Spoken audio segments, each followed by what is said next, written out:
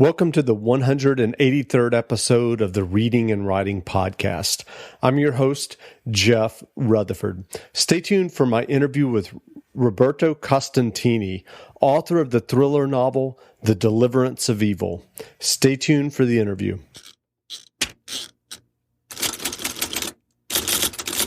Well, welcome back to the Reading and Writing Podcast. My guest today is Roberto Costantini, author of the new thriller novel, The Deliverance of Evil. The best-selling author Jeffrey Deaver wrote about The Deliverance of Evil, a nonstop thriller. Bravo. Roberto, welcome to the podcast. Yeah, thank you very much. I'm happy to be here. Great. Well, at the beginning, I wondered if you could just read the first couple of pages from your new novel. Okay, if nobody gets scared about it, I'll be happy to do that. That's great. So the first intro, the date is the 9th of July of 2006. The date is important. The Invisible Man. If things had gone differently on that first occasion, perhaps I wouldn't have killed all the others. I often wondered about this at the beginning. After all these years, I don't even know how many I killed anymore. And the question has changed. Would I be a better person if I had killed only her in a single moment of madness? Today, I no longer hate the women I killed. After so many years, they're only rag dolls. What I hate are the men full of wisdom, the men who pontificate. Any one of them could have found himself in my place that first time. And it is to this man who live without remorse or honor that I intend to dedicate myself, and to one in particular. This is the Invisible Man. Now let's hear the mother. The mother is the mother of the victim on the same date. While the left back of Italy's national football team was taking a run-up to deliver the decisive penalty in the 2006 World Cup, Giovanna Sordi got up from the worn sofa in the small apartment where she had lived for 50 years. She had no one to say goodbye to. Her husband, Amedeo, had joined Elisa 10 years earlier. From that day on, and every day since, she had taken flowers to put on their graves. And although she had never received any justice in all those years, she would find the truth now. Slowly, she crossed the living room of the small apartment. She passed by the closed door of the room where her dream was born and vanished. She went out onto the balcony, taking no notice of the jubilant cries of the people around and the crowds in the street. She knew exactly what to do. She landed on the pavement 20 meters below at the very moment the whole of Italy exploded into unrestrained joy. This is the incipit of this book. Thanks for reading that. So if someone listening hasn't heard about The Deliverance of Evil yet, how would you describe the novel? Well, I think Jeffrey Deaver has given a very good description, saying it's a non-stop thriller. It's a long book, but the thriller is in every page. And actually, most of the comments I got from the readers is that there are very, very rare occasions where you can read a long book, and the only time you really understand the truth is in the very, very last page. I mean, this is a book which is quite long because we are talking of 631 pages. But if you want to know who the killer is, you have to get to page 631. And so that's the best way to describe it in a certain way, and just to resume it. Sure. Well, I'm curious, do you remember what sparked the idea for The Deliverance of Evil? Because I know from reading your biography that this is your first novel. Had you written fiction before? What led you to writing this? Well, I do read a lot of fiction since I was a kid, and unfortunately, I'm no kid any longer because my age is a little bit over 60. When I started this book, it was around 57 or 58.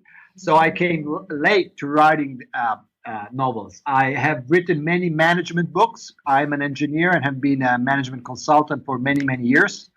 And those type of books are quite different from this. The idea of The Deliverance was started during these very long plane trips that I took all over the world because of my full-time job. So if you travel as I did very often, from Rome to New York, or from New York to Saudi Arabia, or from New York to Japan. You have many hours on the plane, and I'm no sleeper on the plane.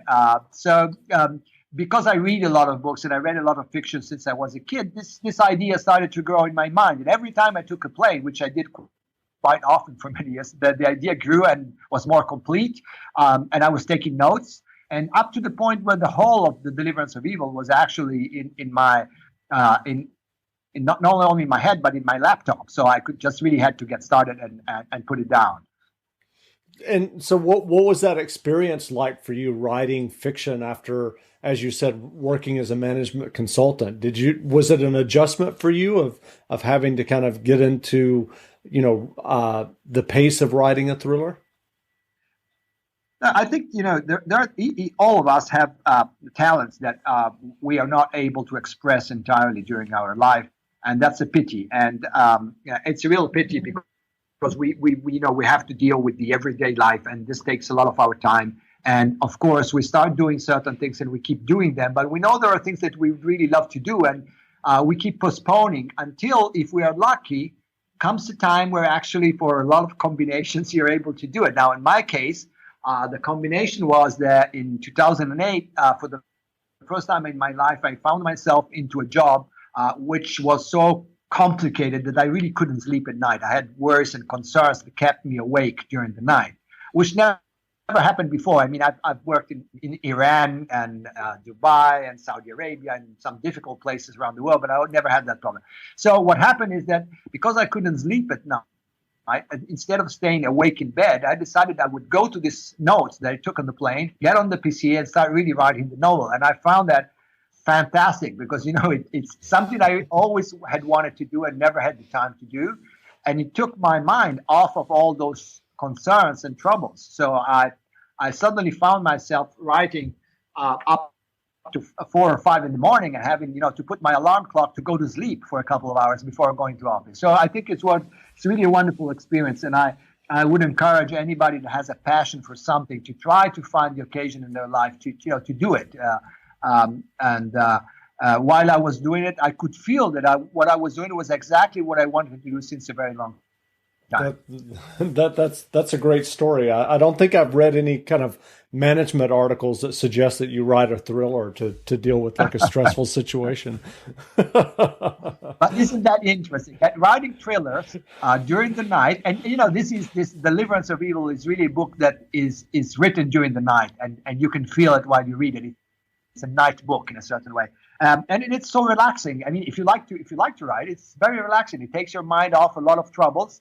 I wouldn't suggest that everybody that has troubles would find themselves having a benefit writing a book, but doing what they really like to do, yes. I mean, that's exactly the point. If you have many troubles, you're able to shift to doing something you really love to do. That takes your mind off of some of the troubles. Sure.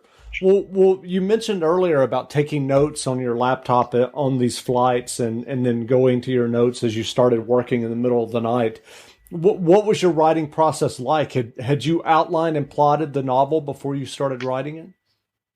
Yeah, well, first of all, I think I did a little mistake. I said laptop because that was the conclusion. But when the first idea triggered, there were no laptops around the world at that time. So I was, so the first starting of this Deliverance of Evil notes were actually during a phase where there were absolutely nothing like that. The laptop was actually my pen and pencil writing notes. And what I had to do is go along with that and make sure that in a certain way we were able later on not to confuse all these notes, because a laptop and word processing helps you put the notes in the right order. But at the time when I started writing this, there was no laptop, so all the notes were mixed up.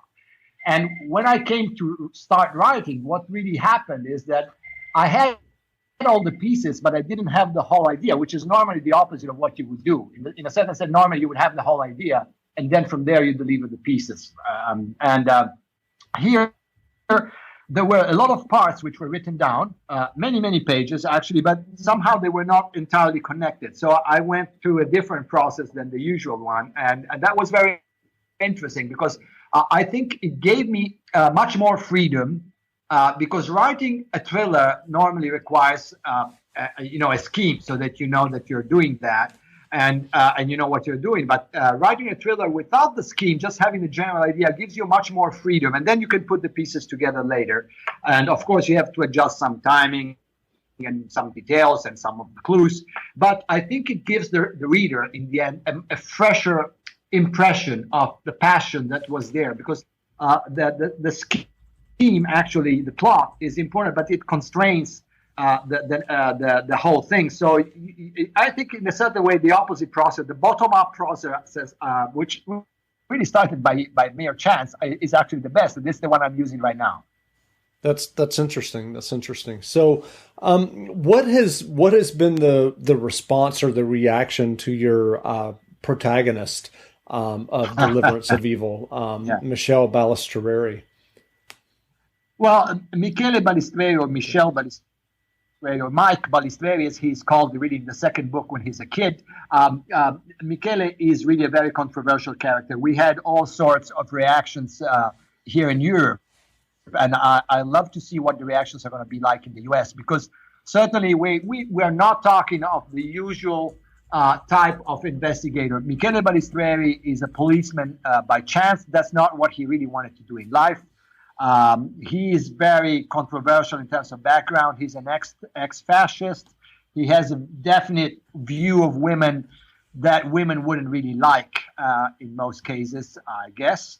And he's not a very good investigator unless he puts his passion on it, which he doesn't do very often. So what is interesting, and many readers have actually told me, normally when you read a book and you follow the line of thought of the detective, you get closer to the truth. I mean, a good novelist would keep you a little bit behind the detective, of course. But if you follow the thought of the detective, you get closer to the right conclusion. While if you follow the logic of Michele Balistreri in the first 100 pages, you actually get far off from the truth, just because of his prejudice, because of his view of women, because of a lot of things that people don't like about him.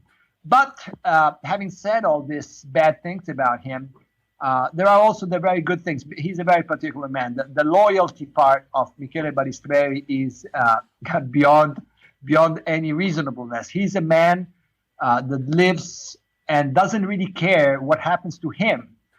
So in a certain sense, he can have the extreme honesty of those very few that don't think they have to make their living every day, and they don't care. It's like if he doesn't care if he would die the same evening, and that's the way he lives. And that's because, of course, of his past. And the past is in the second book. The past of Michele is in the second book, which has to do when he's a kid and all that. But that way of living leads him to being perhaps hateful under certain circumstances, but extremely, extremely honest. And his honesty is somehow disarming for many people, because it makes us feel that we're not that pure as he is, in a certain sense. That's great. Well, are you mentioned the second book of his childhood. Have you started working on that now? Yeah, no. The second book is actually already published. Oh, okay.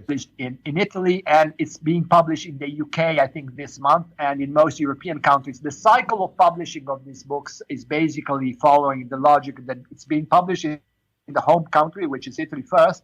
Then it goes through the rest of Europe, the Anglo-Saxon countries, which means England, Australia, and South Africa, and then the last is the US. So this is what happens with the Deliverance of Evil. The second book, which is called The Roots of All Evil, is already published since some time in Italy, and it's being published now in the Anglo-Saxon European countries, South Africa and Australia. I think the US will be about 1 year from now. So now I am actually in the process of finishing the third book, which completes the whole of these three books. Then we'll see. And so, given that you're working on the third book, I'm curious. Do you have ideas beyond this trilogy that are coming to you? Do you think you'll be writing more novels?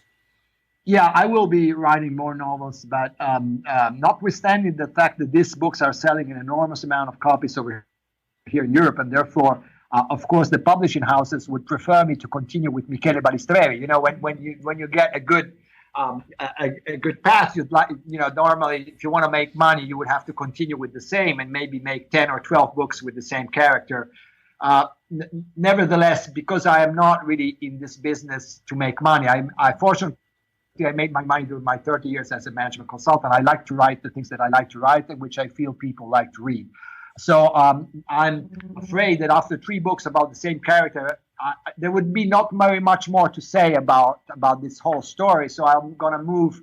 I have already an idea for the 4th book. I'm going to move to a different story, which is actually very controversial story because it's taken from it's inspired by a true fact. And this true fact has at its center actually an American student that got involved over here in Italy in a terrible murder, and they have been now herself and her Italian boyfriend tried for 4 times, and they've been now convicted to 28 years of jail. So this is the true story. But sure. I'm taking inspiration from that because you cannot really write a thriller about a true story. First of all, because I personally do not know what the truth about it is, and I will not even dare suggest anything about it. So, but the interesting thing about this story about what happened to Meredith Kircher and Amanda Knox and Raffaele Sollecito is the fact that these were all students, basically. I know this is awful to say, but basically very normal students, very similar to most of the students that I teach in the university. They're not very different. So, which means, unfortunately, this kind of things can happen to our kids.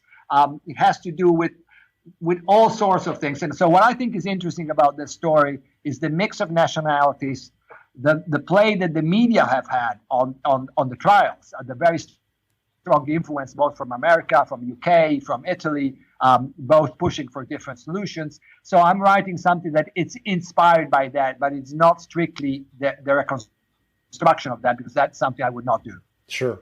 Well, that sounds interesting. We'll look forward to that.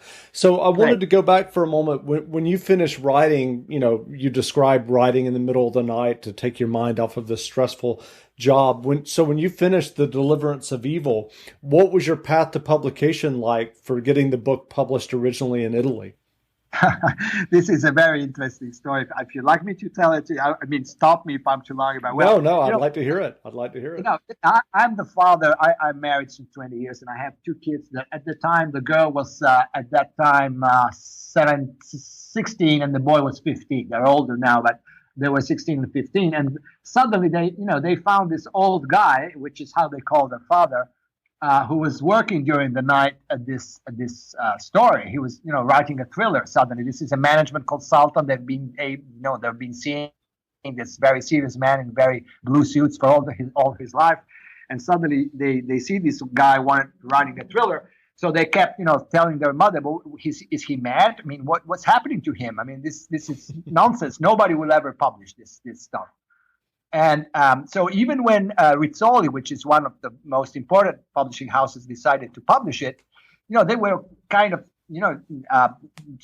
surprised, and they said, "Yeah, well, but how is this happening? I mean, maybe because in Italy we're very much relationship based, so they were hinting at the fact that because of my job, I knew somebody at Rizzoli, and that's the reason why Rizzoli is publishing the book."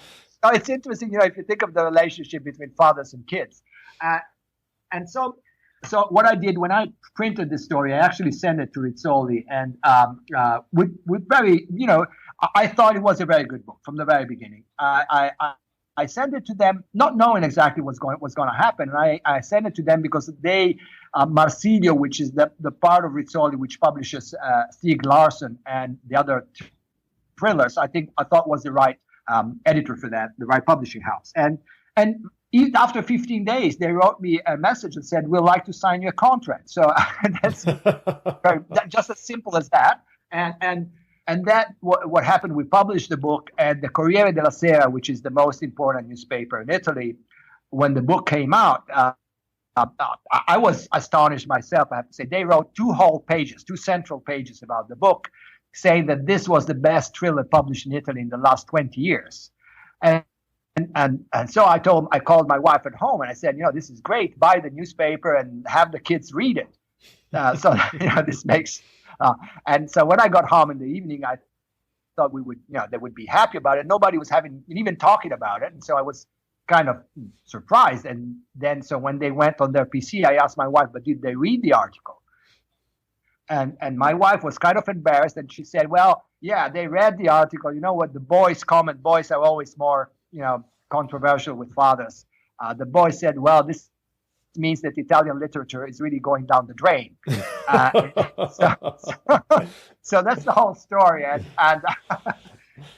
it's fun. I mean, this and I actually have to say that Fabrizio then became a big fan after that. In the second book, which is about Mike's and Michele Balistreri's story when he's 17 or 18. I had I had a lot of difficulties with the dialogues because when you get to 60 years old, it's very hard to put down real dialogues of 17 or 18-year-old kids, and he helped me a lot with that. So we recovered after that. That's great. That's great. Well, when you were writing Deliverance of Evil, what books or writers inspired you? What were you reading? Yeah, well, I have to say that although I have read since I was a kid all sorts, and I keep reading all sorts of fiction books, starting from Agatha Christie and Ellery Queen when I was a kid, and Aristotle Gardner and the classics. The most, if I had to say something about the Deliverance of Evil in terms of atmosphere and structure, I think something like, and of course, is and I apologize for a comparison with somebody that it's unreachable, Raymond Chandler and his Philip Marlowe, and that type of atmosphere is really what inspires me. And so that's in terms of a book, and in terms of atmosphere, if you have ever seen that wonderful movie, at least I consider a wonderful movie from this Italian Sergio Leone, the movie is called Once Upon a Time in America with Robert De Niro, that's the type of atmosphere about the Deliverance of Evil in this type of book. Sure. Well, given your experience thus far with writing the Deliverance of Evil and the second book in the series, and now you're working on the third, what advice would you have to someone who may be listening who's an aspiring writer and would, ideally like to get their own novel published? Any advice in terms of the writing itself? Well, as I said, this because now that I am on the third book, because this is a trilogy, so there is each of the three books is self-contained. You know who the murderer is. At the end of each book, there is a story. The murder, but there is a cross story to the three books. So obviously, the third book is more constrained in terms of plot. And actually, get back to what I said before. I think you don't need to have a very strict plot to start writing a book. If you have a good idea, I think you should. My advice: don't wait until you feel it's perfectly in your mind. Get started. So my real suggestion: you have an idea, you feel you want to write, get started. Because once you get started, the ideas will grow and the idea will change, and you will be able to adapt it, and you will even be more natural in what you write instead of having a perfect plot entirely written down and being maybe constrained by that. So my suggestion is really give it a try and start without even knowing exactly all about it. Of course, you need to have a general idea. And when you're finished, well, I'm not an expert in that. As I told you, I think I've been very lucky.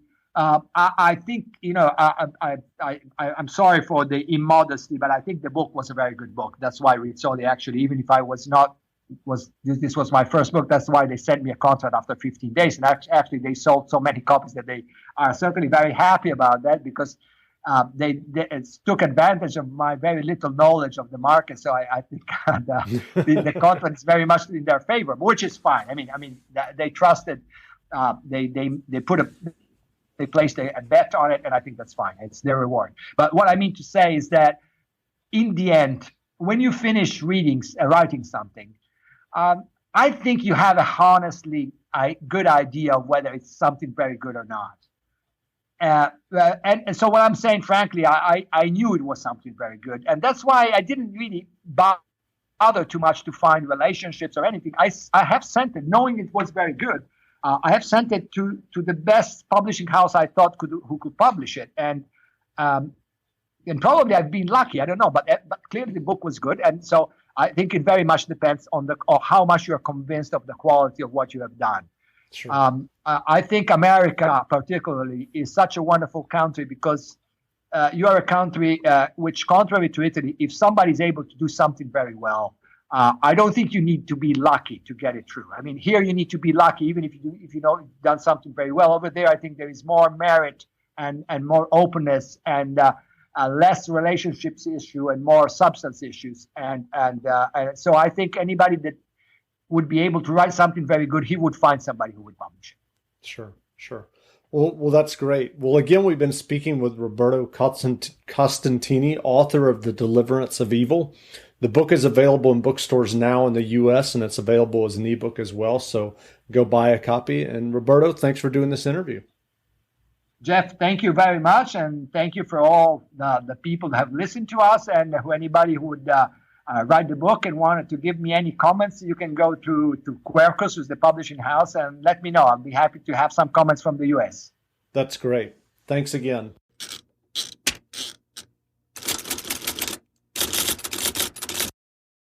Almost 90% of women have cellulite. And guess what? It's not their fault. We don't choose cellulite, but we can choose a different way to treat it. Meet Quo, collagenase Clostridium histolyticum, AAES, the first and only FDA-approved prescription injectable for moderate to severe cellulite in the buttocks of adult women. This non-surgical treatment is injected by an aesthetic specialist in 10 minutes or less. Individual results may vary. Do not receive if you are allergic to any collagenase or ingredients in Quo, or have an infection at the treatment site. May cause serious side effects, allergic reactions including anaphylaxis, and injection site bruising. Seek medical help right away for any signs of allergic hypersensitivity. Tell your doctor about all your medical conditions if you have a bleeding condition or take medicine that prevents clotting. Most common side effects include bruising, pain, hardness, itching, redness, discoloration, swelling, and warmth at the injection site. Ask your doctor about all possible side effects and for product information. If you're ready to get to the bottom of your cellulite, learn more and find a specialist at Quo.com.